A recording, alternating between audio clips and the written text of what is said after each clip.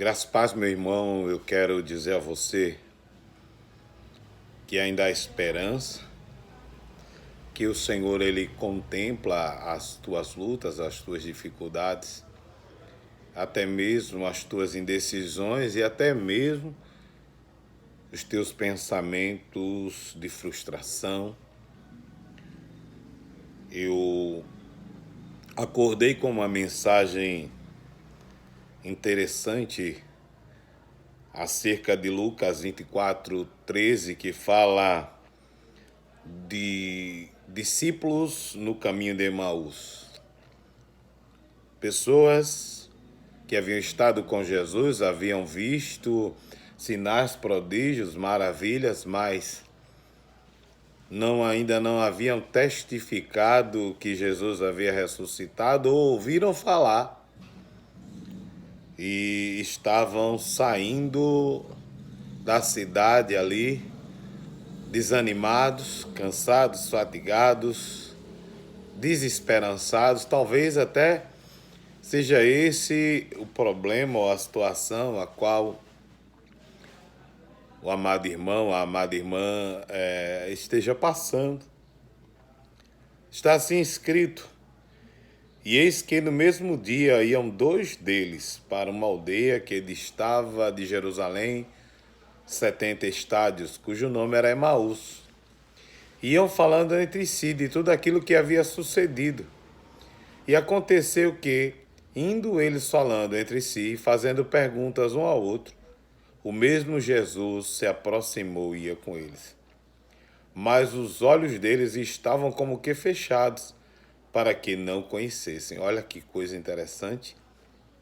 Eles estavam com Jesus, andando com Jesus, mas os olhos estavam fechados. Estavam mais focados no problema, mais focados na situação, mais focados na frustração, de uma forma tal que não conheceram Jesus, não conseguiram ver Jesus. E ele lhes disse: que palavras são essas que caminhando trocais entre vós, e por que estás triste? E respondendo um, cujo nome era Cleopas, disse-lhe: és tu só peregrino em Jerusalém, e não sabes as coisas que nela têm sucedido nestes dias? E ele lhes perguntou: quais? E eles lhe disseram: as que dizem a respeito a Jesus, o Nazareno, que foi varão, profeta, poderoso em obras e palavras diante do povo, diante de Deus e de todo o povo. E como principais dos sacerdotes, os nossos príncipes o entregaram à condenação de morte e o crucificaram. E nós esperávamos que fosse ele o que remisse Israel. Mas agora, sobre tudo isso, já hoje o terceiro dia desde que essas coisas aconteceram. É verdade que também algumas mulheres dentre nós nos maravilharam, as quais de madrugada foram ao sepulcro e, não achando o seu corpo, voltaram dizendo que também tinham visto uma visão de anjos, que dizem que ele vive.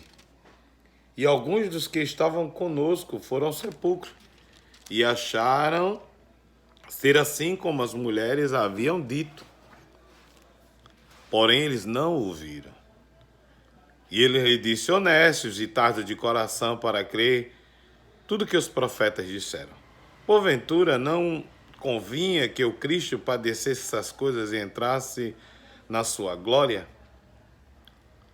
Nós vemos, irmãos, que apesar de Jesus várias vezes ter falado a eles acerca do seu martírio, que ele seria morto, mas ao terceiro dia ele estaria ressurreto, aqueles homens ali, eles estavam na dúvida.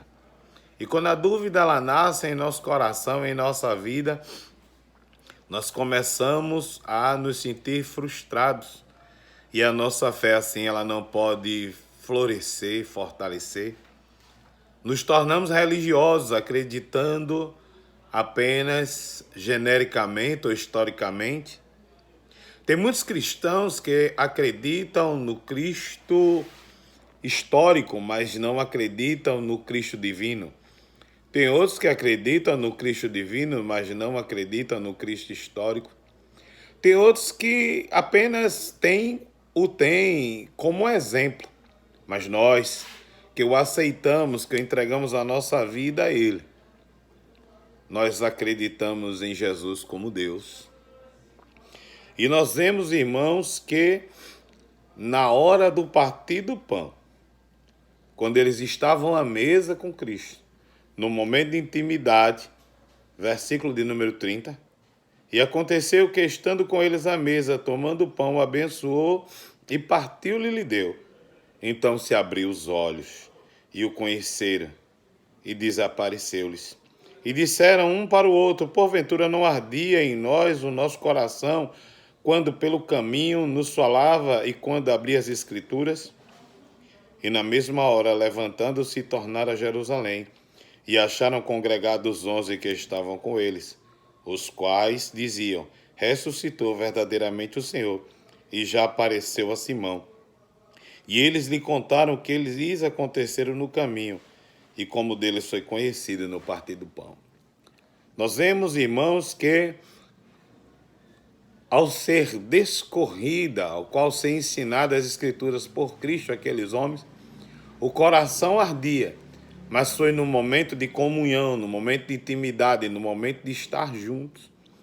E a primeira coisa que eles fizeram a ter os seus olhos abertos foi voltar, aleluia, congregação, foi voltar junto aos demais, foi estar em unidade, testificando da ressurreição do Senhor.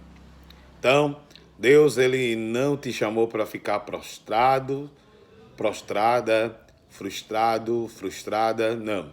Deus, Ele te chamou para que você testifique da ressurreição dEle. Você testifique do milagre da vida que Ele operou em você. Jesus, Ele te chama para que você possa falar do grande amor de Deus e da esperança da eternidade através da remissão, através do seu sangue. Então, que Deus Ele venha te abençoar grandemente em nome de Jesus. Eu peço aos amados que nos apresentem oração. Os irmãos sabem que nós sofremos um acidente, né? Rodamos com o carro, eu até postei aí no canal o fato ocorrido, mostrei a sorte de como ficou o nosso carro, mas a palavra que eu tenho para dizer é que mais tem Deus para nos dar do que o inimigo para tirar. Que todas as lutas que nós enfrentamos, existe um propósito, um porquê e um para quê. E eu creio que o Senhor, Ele que nos livrou da morte, Ele tem algo tremendo a realizar em nossas vidas. Que Deus Ele abençoe grandemente a todos em nome de Jesus. Amém? A paz do Senhor.